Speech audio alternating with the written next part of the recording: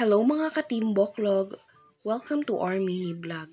So for today's video, samahan niyo po kami na puntahan ang sinasabi nilang masarap na parisan. Bali-balita nga po na doon ay mura na, masarap pa.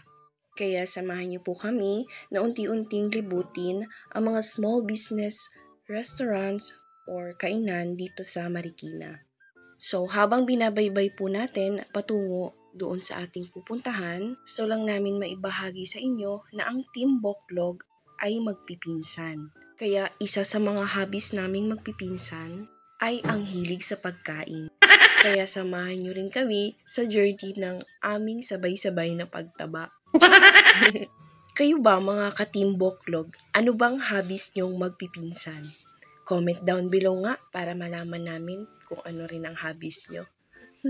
Pero alam nyo ba, bukod sa mga tunay nating mga kaibigan, aminin nyo, mga pinsan din natin ang masarap kasama sa kalokohan.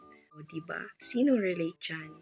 Pero hindi sa kalokohang mapapasama ang bawat isa ha. Siyempre sa mga kalokohan na magpapasaya. Huy, ibang usapan na yon pag ibang kalokohan na.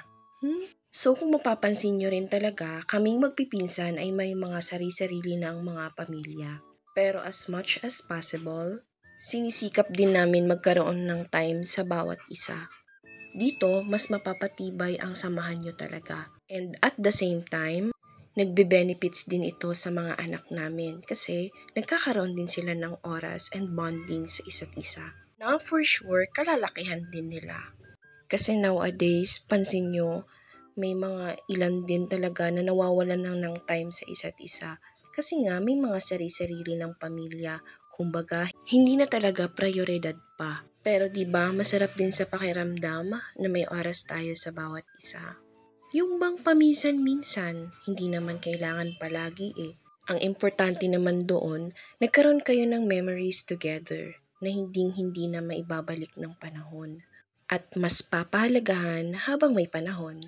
O, di ba? Sabi nga nila, enjoy your life habang nabubuhay ka pa. Kasi nga we'll never know kung kailan tayo kukunin ni God, di ba? Pero sana wag naman muna. Kaya kayo dyan, kapag may mga time kayo sa isa't isa, sulitin nyo talaga. Gaya nga ng sabi ko kanina, magbe-benefits din yon sa mga anak namin at sa magiging anak nila in the near future. Kaya ngayon, dahil nga low budget pa, unti-unti na lang po muna namin libutin ang Marikina. Mabalik na tayo sa aming pupuntahan. So, nandito na tayo sa Anong's Parisan. Located ito sa loob ng Marikina Village. And as you can see, bungad pa lang, Instagrammable na.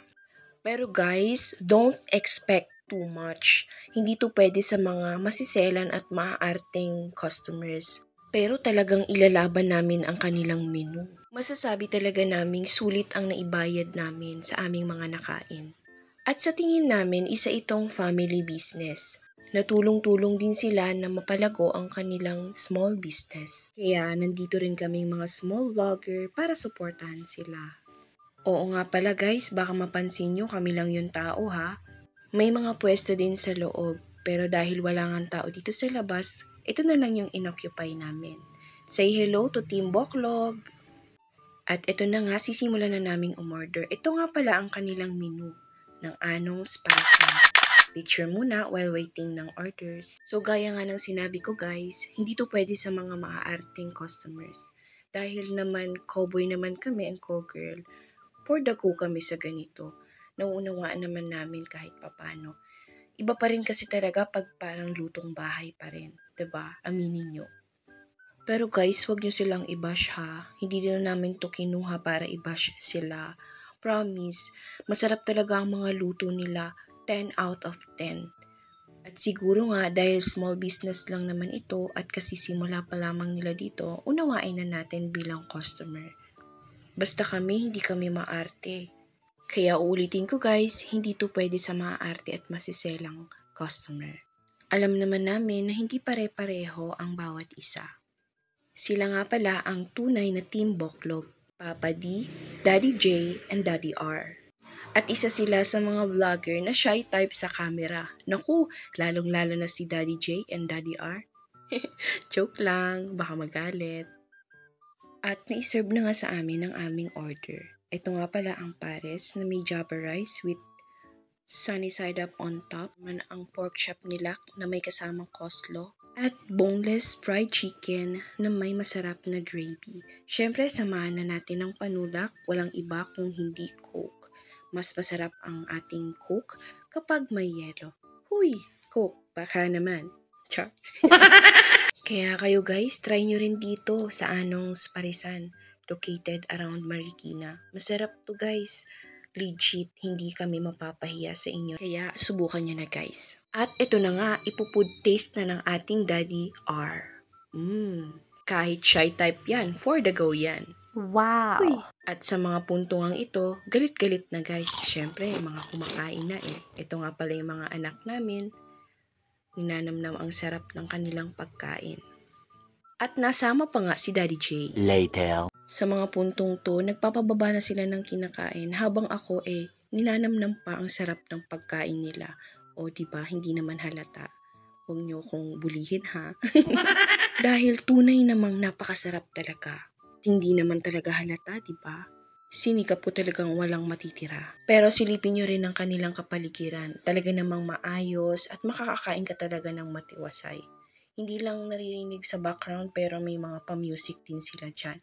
At mga kumakain din doon banda sa looban. Dito nga, nagkayayaan ng magsiuwian. A few moments later. Yun. At ayun na nga, kasama talaga sa buhay ang anumang aberya. Kung kailan naman talaga malapit na, saka pa nasiraan talaga. At syempre, bago umuwi, isang pangmalakasang shot chill muna. Ito talagang hindi mawawala sa magpipinsan Kahit sa mga magkakaibigan, diba? Hindi talaga uuwing walang bahid ng anumang alak. Char! Hindi to sponsor, ito ay shot bagan. At yan ay isa naming nakasanayan. Titikman din natin ang sikat na Red Rose Tequila. Wow! At 4 na ingredients lang ang kailangan. Huy! Ingredients, luto yarn. At hindi na namin ito pahahabain pa. Dahil for sure naman, dun din ang ating punta. O, paalala lang guys ha, drink moderately. Yun lang guys. Salamat sa panonood. See you on our next video. Don't forget to support Team Boclog. Please like, follow, and share for more video updates. Wow!